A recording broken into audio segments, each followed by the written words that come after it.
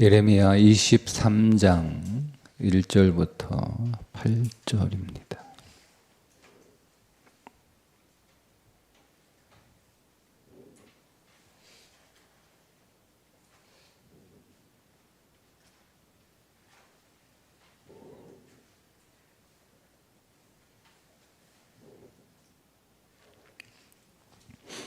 여호와의 말씀이니라. 내 목장의 양떼를 멸하며 흩어지게 하는 목자에게 화 있으리라. 그러므로 이스라엘의 하나님 여호와께서 내 백성을 기르는 목자에게 이와 같이 말씀하시니라. 너희가 내 양떼를 흩으며 그것을 몰아내고 돌보지 아니하였도다. 보라, 내가 너희의 악행 때문에 너희에게 보응하리라. 여호와의 말씀이니라. 내가 내 양떼에 남은 것을 그 몰려갔던 모든 지방에서 모아 다시 그 우리로 돌아오게 하리니 그들의 생육이 번성할 것이며 내가 그들을 기르는 목자들을 그들 위에 세우리니 그들이 다시는 두려워하거나 놀라거나 잃어버리지 아니하리라. 여호와의 말씀이니라. 여호와의 말씀이니라. 보라, 때가 이르리니 내가 다윗에게 한 의로운 가지를 일으킬 것이라. 그가 왕이 되어 지혜롭게 다스리며 세상에서 정의와 공의를 행할 것이며 그의 날에 유다는 구원을 받겠고 이스라엘은 평안히 살 것이며 그의 이름은 우리 여호와 우리의 공의라 일컬음을 받으리라. 그러므로 여호와의 말씀이니라. 보라, 날이 이르리니 그들이 다시는 이스라엘 자손을 애굽 땅에서 인도하여 내신 여호와의 사심으로 맹세하지 아니하고 이스라엘 집 자손을 북쪽 땅 그 모든 쫓겨났던 나라에서 인도하여 내신 여호와의 사심으로 맹세할 것이며 그들이 자기 땅에 살리라 하시니라. 아멘. 바벨론으로 잡혀간 사람들 가운데 하나님께서 남겨놓으신 자들이 있고 그 남겨진 자들은 다시 고향 예루살렘으로 돌아와 번성하게 될 것이며 그들을 정의와 공의로 다스릴 다윗의 한 의로운 가지에서 나오는 왕이 세워질 것이다. 이런 말씀이에요. 먼저 남겨진 자들이 있다는 겁니다. 하나님께서 남겨놓으신 자들이 있습니다. 자, 그 남겨놓으신 자들은 포로로 잡혀간 사람들입니다. 그리고 17년 동안 남의 땅에서 포로로 살아갈 사람들입니다. 그런데 그들을 하나님께서 다시 데리고 와 번성하게 하실 거라는 말씀이죠. 남겨진 자들을 주목하라는 겁니다. 하나님의 심판으로 많은 사람들이 죽습니다. 그런데 그 가운데 남겨진 무리들이 있다는 거예요. 적은 숫자들이지만 그 적은 남겨진 자들을 통해서 하나님의 나라가 번성하게 될 것이다. 우리는 보통 빼앗기고 잃어버린 것에 집착합니다. 그러니까 남겨진 것에 대해서는 그냥 당연히 남겨진 것이라고 생각을 하죠. 그런데 오늘 본문의 말씀은 잃어버린 것에 집착하지 말고 그 남겨진 것을 주목하라는 거예요. 그것이 일단은 숫자가 적습니다. 잃어버린 것이 많아요. 내가 가진 것의 거의 모든 것을 다 잃어버렸어요. 남겨진 것은 그것에 비하면 적은 숫자에 불과합니다. 그리고 그 남겨진 것들이 포로로 잡혀갔습니다. 그나마 남은 것들이 좀 괜찮은 거, 강한 거, 쓸만한 거, 어떤 가능성이 있는 거, 이런 거라면 또 모르겠는데 포로로 잡혀갔으니 어떤 가능성은 없는 거잖아요. 포로로 잡혀갔으니. 그러니까 그것조차도 나한테 남겨진 것이다 라고 생각하기가 어렵습니다. 그런데 그 남겨진 것, 우리가 보기에는 적은 것이고 포로로 잡혀가서 어떤 가능성이 희박한 것이고 남아있지만 현실적으로는 내가 잃어버린 것과 별반 다를 것이 없는 것입니다. 그런데 그 남겨진 것을 주목하는 거죠. 여러분, 우리에게 있었던 것들 중에 우리가 잃어버린 것들이 있고 그리고 점점 잃어가고 있는 것들이 있습니다. 우리는 그것이 애초에 나의 것이었기 때문에 그 잃어버린 것들 혹은 지금 현재 잃어가고 있는 것들에 대한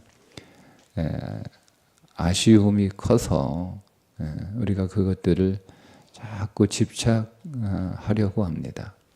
그런데 이미 잃어버린 것들, 내 손을 떠나는 것이니 그거 계속 집착해 봐야 이루어올 게 별로 없습니다. 그냥 안타까울 뿐이죠. 그게 내 거였는데 잃어버려서 아깝다, 아쉽다, 아프다, 이런 거 말고는 더 있습니까? 지금 잃어가고 있는 것들이 있죠. 내게서 떠나는 것들이 있습니다. 그거 여러분 내가 안타까워한다고 붙잡을 수 있는 것도 아니잖아요. 지금 내게서 떠나가지만 그래서 아쉽기는 하지만 붙잡을 수 있으면 붙잡는 것이 좋겠지만 붙잡을 수 없으면 그냥 떠나가는 거죠. 떠나보내면 됩니다. 우리에게 있는 남아있는 것, 그 남아있는 것에 집중하고 그 남아있는 것에 성실하면 됩니다. 우리가 잃어버린 것이나 떠나가고 있는 것들에 집착하다 보면 우리에게 남아있는 것들에 성실하지 못합니다. 우리에게 있는 에너지는 막 무한히 에너지가 있는 게 아니잖아요. 내게 있는 힘은 제한적인 거예요. 내가 그 힘을 어디에 쓰느냐, 그게 중요하지 않겠어요? 이미 잃어버린 것에 내가 힘을 써봐야 그 힘은 낭비되는 거잖아요. 그러니 지금 내게 남아있는 것에 내 힘을 집중해서 그것에 성실할 필요가 있습니다. 왜냐하면 오늘 약속이 있잖아요. 그 남은 것들을 내가 다시 데리고 와 번성하게 할 것이다. 거예요. 남아있는 것들을 통하여 하나님께서 놀라운 창조를 이루시겠다는 뜻입니다. 이 번성이라고 하는 단어는 창세기에서 사용된 단어입니다. 생육하고 번성하라. 그때 사용된 단어입니다. 7절에 보면 하나님께서 바벨론 포로로 잡혀간 사람들을 다시 데리고 올 때 그 그것은 이제 출바벨론이잖아요. 그 출바벨론의 사건은 출애굽의 사건과 비교할 수 없을 만큼 더 굉장한 사건이 될 것이다 라고 말씀을 합니다. 네.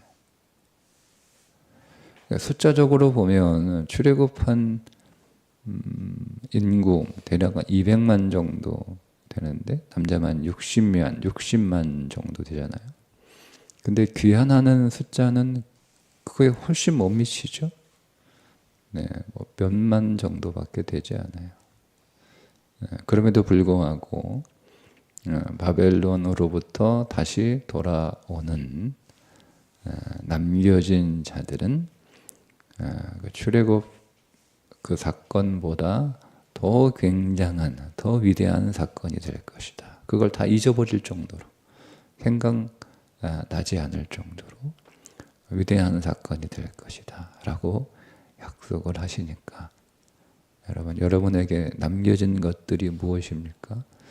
그 남겨진 것들에 더 성실하시기를 바랍니다.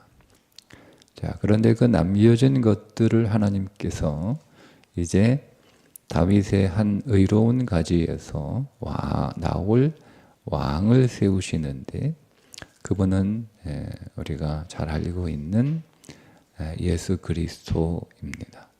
예수 그리스도가 이제 우리의 왕이 되셔서 우리를 다스리시는데 우리가 놓쳐서는 안 되는 중요한 말씀이 하나 있어요. 우리를 공의로 다스리시겠다는 겁니다. 자, 여러분은 어떤 그리스도가 좋습니까? 공의로 다스리시는 왕이 좋습니까? 아니면 하나님의 징계로 망한 공의와 정의로 다스리지 못했던 그 왕들처럼 우리를 다스리시는 것이 좋습니까? 어떤 왕이 좋죠?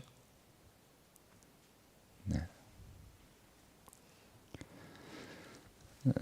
바벨론에서 돌아오는 남겨진 자들은 은혜로 돌아오는 거예요. 은혜로. 이제 말씀을 좀 더 우리가 예레미야를 진행하게 되면 바벨론 포로로 잡혀가는 사람들이 죽은 사람들을 제외한 모든 사람들이 포로로 잡혀가지 않습니다. 도망간 사람들도 나오고 그 전쟁의 와중에도 살아있는 사람들이 나오고 그리고 포로로 잡혀간 사람들이 있고 그 사람들은 살아남은 사람들 가운데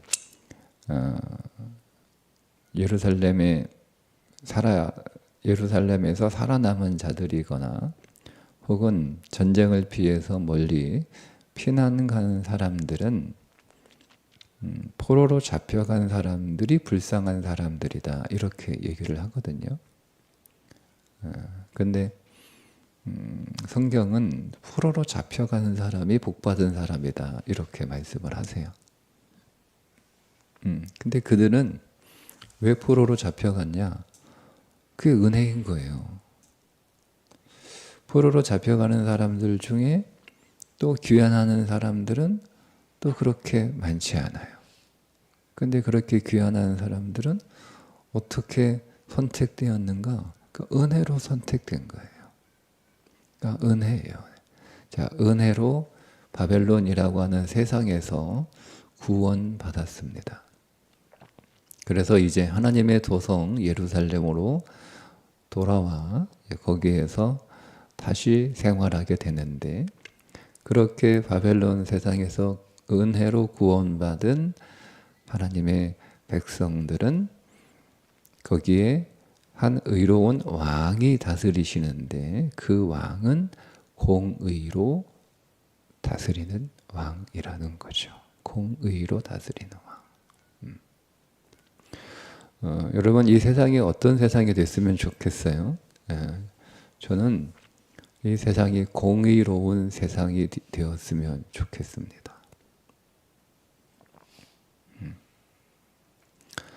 이 세상이 공의로운 세상이 되었으면 좋겠다라고 하는 사람들은 어떤 사람들이겠어요? 공의로 살아가는 사람들입니다. 이 세상이 공의로운 세상이 되었으면 좋겠다라고 생각하는 사람들은 불의에 의해서 많은 어려움을 겪고 있는 사람들이죠. 나는 공정하게 살아가는데 반칙하는 사람들이 있어서 그 반칙하는 사람들로 인하여 피해를 보고 있는 거예요. 그런데 그것을 판결해 줄 세상의 권력이 반칙하는 사람들을 손을 들어주는 거죠. 그들의 편에 서서 그 반칙하는 사람들의 손을 들어주는 것, 혹은 반칙하고 있는 것을 보아도 못 본 척하고 있거나, 여러분이 위해서 시합을 하는데 아니면 운동장에서 경기를 하는데 반칙하는 사람을 어떻게 이깁니까? 반칙하는 사람을 이길 수 있을 만큼 실력을 키워라. 그거는 말이 안 되는 거예요. 일단은 우리가 살아가는 세상이 공정해야 되는 거예요. 불공정한 세상에서 승리할 수 있는 힘을 키워라. 그건 말도 안 되는 소리예요. 그건 더 아픈 소리죠. 2번 죽이는 거예요. 이 세상이 공정했으면 좋겠어요. 그런데 그렇지 못합니다. 그런데 오늘 우리를 다스리는 예수 그리스도는 우리를 공의로 다스린다는 거. 제가 왜 이 말씀을 계속 반복해서 강조하냐면, 우리 성도들이 이 부분을 잘 깨닫지 못해요. 그리스도가 우리를 공의로 다스리신다는 것을 잘 알지 못해요. 우리는 그리스도의 통치를 받겠다고 예수 믿은 사람들 아닌가요? 그리스도가 나를 좀 다스려 주세요. 그래서 우리가 예수 그리스도를 왕으로 섬기고 있는 사람들 아닌가요? 그런데 그 그리스도는 우리를 공의로 다스리신다고요. 그러니까 사랑으로 오늘 우리를 다스리는 것과 공의로 다스리는 것은 충돌하지 않습니다.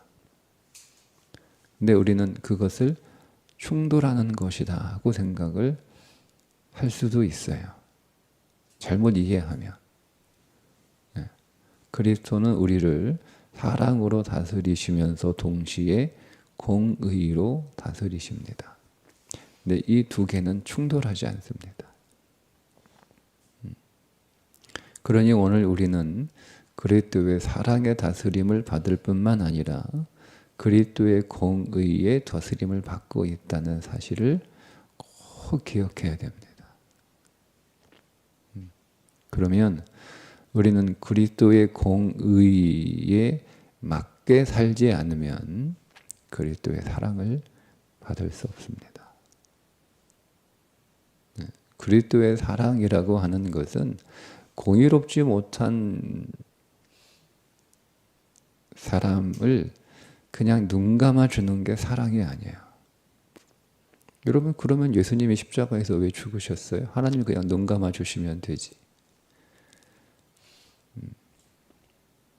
그러니까 우리는 그리스도가 우리를 공의로 다스리신다는 것을 항상 여러분 잊지 말아야 돼요. 항상 잊지 말아야 돼요. 그러니까 여러분, 우리가 이 말씀 앞에 우리가 좀 더 선명하게 믿음으로 깨닫게 되면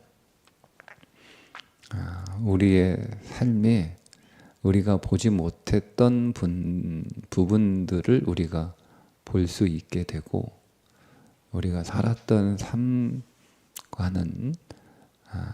좀 다른 삶을 여러분 살아갈 수 있어요.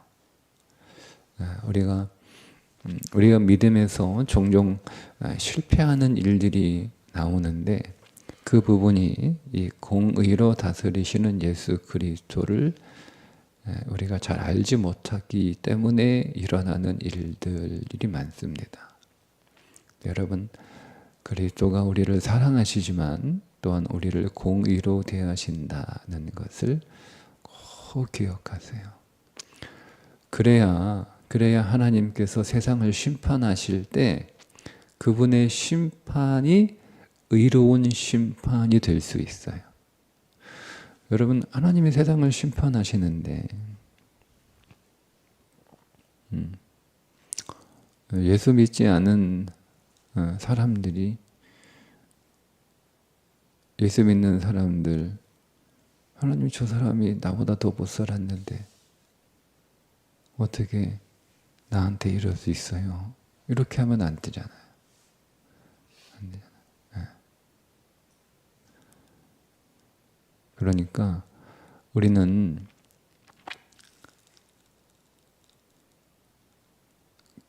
하나님의 은혜로 구원을 받아서 영원한 나라에 들어갈 수 있는 자격을 얻었으나 그 나라에서의 삶이 똑같지 않아요.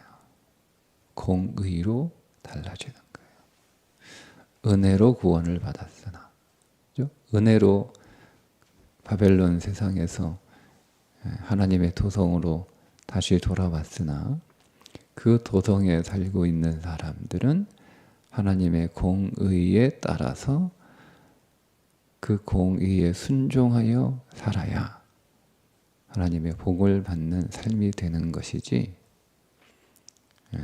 다시 돌아온 하나님의 도성에서 여전히 옛날처럼 똑같이 살아가게 되면 하나님의 복이 그들에게 임할 수 없습니다. 그게 하나님의 공의 아닙니까? 공의로 다스리라고 세운 왕들이 정의와 공평으로 다스리지 않아서 그 왕들이 심판을 받고 그 백성들이 멸망합니다. 그리고 그들 가운데 남아있는 자들을 다시 돌아오게 하셔서 그들을 공의로 다스리는 한 왕을 세우셔서 다스리시는데, 이제는 이전에 실패한 왕들처럼 똑같이 그렇게 하시지는 않을 거 아니에요. 그러니까 하나님께서 공의로 다스리라고 세운 그 목적대로 다윗의 한 의로운 가지에서 나올 새 왕은 공의로 다스리실 거란 말이에요. 그러면 이제는 그 왕에게는 문제가 없으니 공의로 다스릴 그 통치에 순종하는 공의로운 백성들에게 하나님이 그 나라의 혜택을 주지 않겠어요? 여전히 은혜로 구원을 받았으나 그 공의로운 통치에 순종하지 않는 백성들은 그 나라의 혜택을 못 받는 거예요. 그게 공의로운 세상 아니에요? 여러분, 이 나라가 우리가 공의로웠으면 좋겠다, 공정했으면 좋겠다라는 게 뭐예요? 내가 이 나라의 법에 잘 따라서 살아갈 때 이 나라가 주는 혜택을 받는 것이 공의로운 나라 아닙니까? 그런데 공의롭게 살지 않았음에도 불구하고 불의한 자가 이 나라의 혜택을 다 받고 있어요. 그럼 여러분, 그건 불공정한 나라죠. 그래서 그 나라가 심판을 받는 거예요. 그래서 공정한 왕이 세워지고 그 왕이 공의로 다스릴 때 공정하게 살아가는 사람들이 그 나라의 혜택을 받는 세상, 그게 여러분 우리가 꿈꾸는 세상 아니에요? 근데 그것이 이 땅에서 이루어지지 않으니 그 나라가 하나님 믿음의 세상에서 하나님 나라로 이루어지는 거예요. 그러면 우리는 그 나라에서 공의의 통치에 순종하는 공의로운 삶을 살아가는 것이 마땅하지 않습니까? 오늘 우리가 하나님 앞에 예배하는 거예요. 오늘 우리가 하나님의 임재 앞에서 예배하는 우리의 마음은 어떤 마음이어야 될까? 오늘 이 말씀에 의하면 공의로운 나라를 내게 주셔서 하나님 감사합니다. 여러분 이게 얼마나 감사한지 몰라요. 얼마나 감사한지 몰라요. 네. 얼마나 감사한지 몰라요.